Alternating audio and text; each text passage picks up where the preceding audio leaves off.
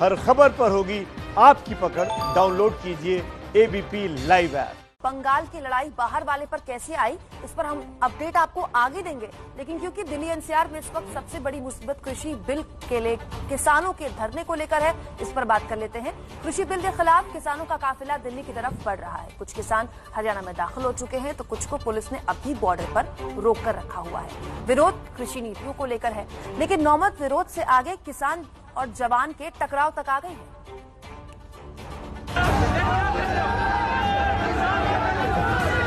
Police पीछे हट रही है, देखिए पुलिस पर हावी हो गए हैं। कहीं पानी की बौछार, कहीं समझाइश सुलह की कोशिश,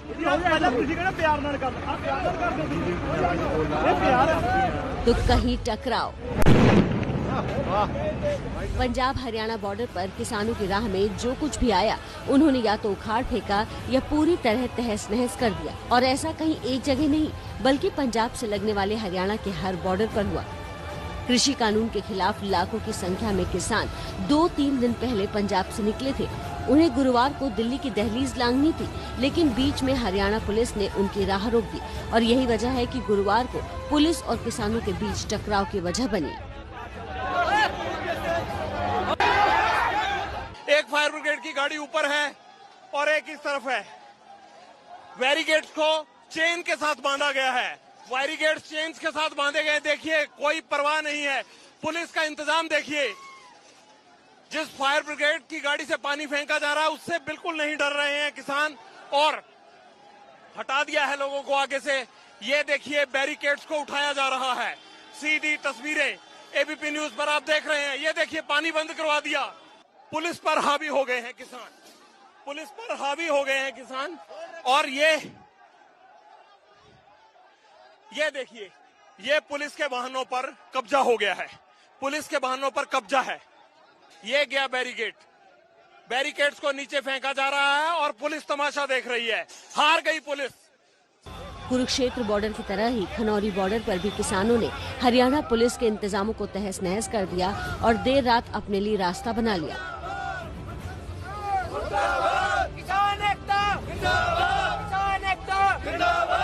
जो पत्थर हरियाणा पुलिस ने क्रेन के साथ रखे थे, उनको किसानों ने हाथों के साथ ही उठाकर दूर कर दिया। तो ये देखिए मिट्टी साफ की जा रही है। रास्ता जो है वो साफ किया जा रहा है ताकि ट्रैक्टर ट्रॉली के साथ पंजाब के किसानों को आगे बढ़ने में कोई मुश्किल ना हो। अभी भी बड़ी गिनती में यहाँ पर किसान इकट्ठे हुए हैं। हालांकि भारतीय किसान यूनियन उगराहा अभी भी यही कह रही है, हम 7 दिन के धरने पर बैठेंगे और उसके बाद हम सोच विचार के फैसला लेंगे कि कब दिल्ली के लिए कूच करना है।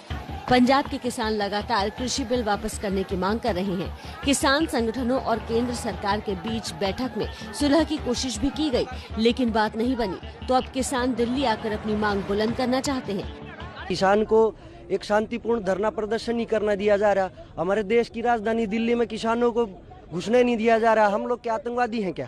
किसान का जो हक है अपने देश की राजधानी में जाने का, आज उसका उल्लंघन कौन कर रहा है? जो मर्जी करे, कितने को हिरासत में ले लेंगे? 5 को, 10 को, 1000 को ले लेंगे, 10,000 को ले लेंगे, लाखों को थोड़ी हिरासत में ले लेंगे। कितनी देर तक ये संघर्ष जारी रहेगा?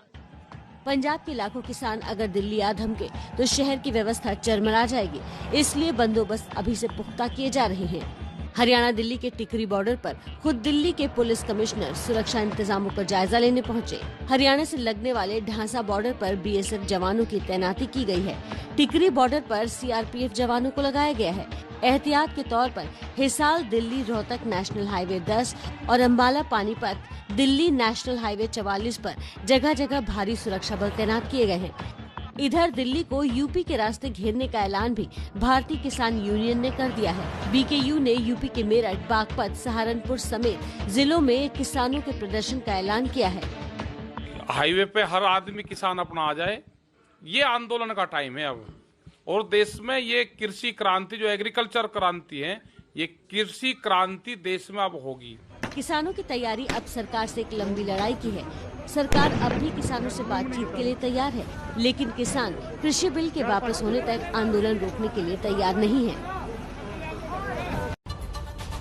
किसान आंदोलन लगातार जारी है। सरकार कह रही है कि वो बातचीत के लिए तैयार है, लेकिन किसान मान नहीं रहे। तो सवाल अब यहाँ ये है कि क्या कोई किसानों को भड़का रहा है?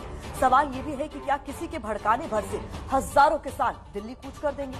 सही वजह जो भी हो, लेकिन एक सच ये है कि आंदोलन की इस गंगा में जिससे मौका मिल रहा है वो सियासी डुबकी लगा रहा है।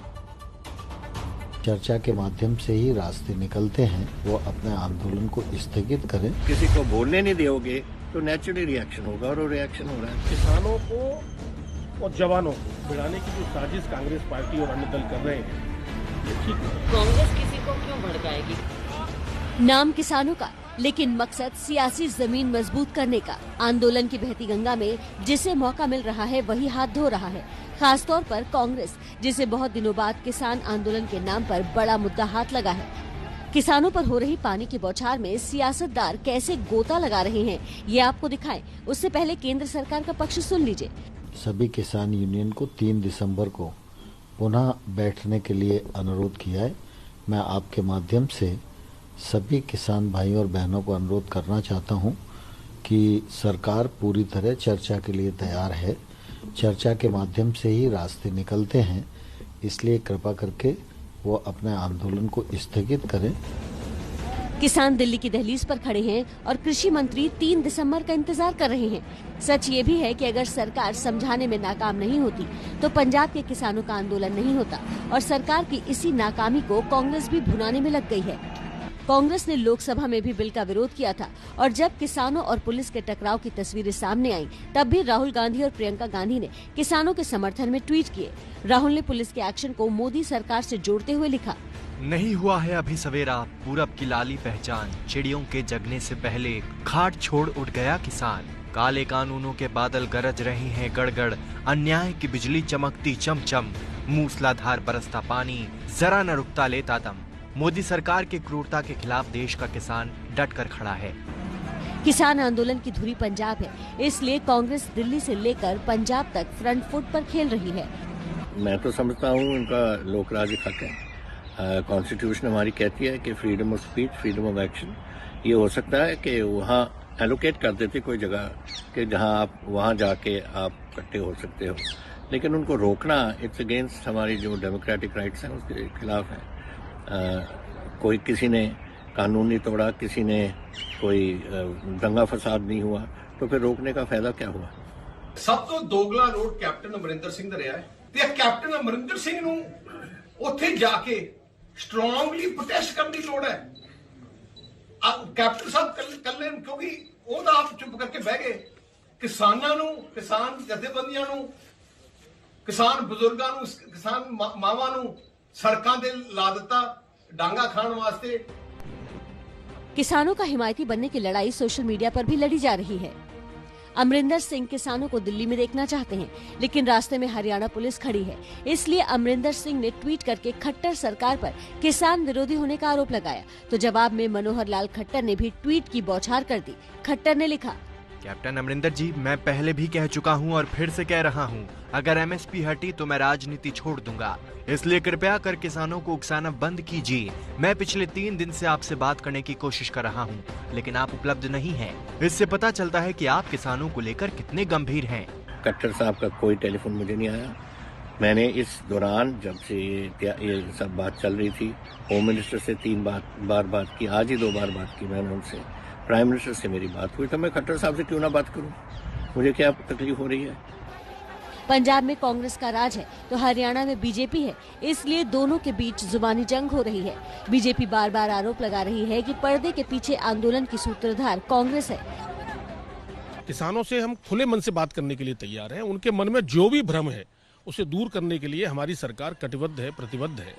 लेकिन उसके बावजूद इस तरह का जो माहौल पैदा किया जा रहा है किसानों को और जवानों को, मैं तो कहूँगा ये कि ये भिड़ाने की जो साजिश कांग्रेस पार्टी और अन्य दल कर रहे हैं, ये ठीक नहीं है। कांग्रेस किसी को क्यों भड़काएगी? किसान अपना भला, अपना बुरा खुद समझते हैं, उनके संगठन है, उनकी आपस में बातचीत है, वो देख रहे हैं। उन्होंने देखा कि ये 3 काले कानून बनाए गए, इसमें कांग्रेस की बात नहीं है। यहाँ पर हमारे अन्नदाता के पेट पर लाठी मारने की, पेट पर लात मारने की बात चल रही है। किसान अभी हरियाणा में है, लेकिन जैसे जैसे वो दिल्ली के करीब आएंगे, मानकर चलिए कि सियासत और तेज होगी और आरोप प्रत्यारोप तेज होंगे।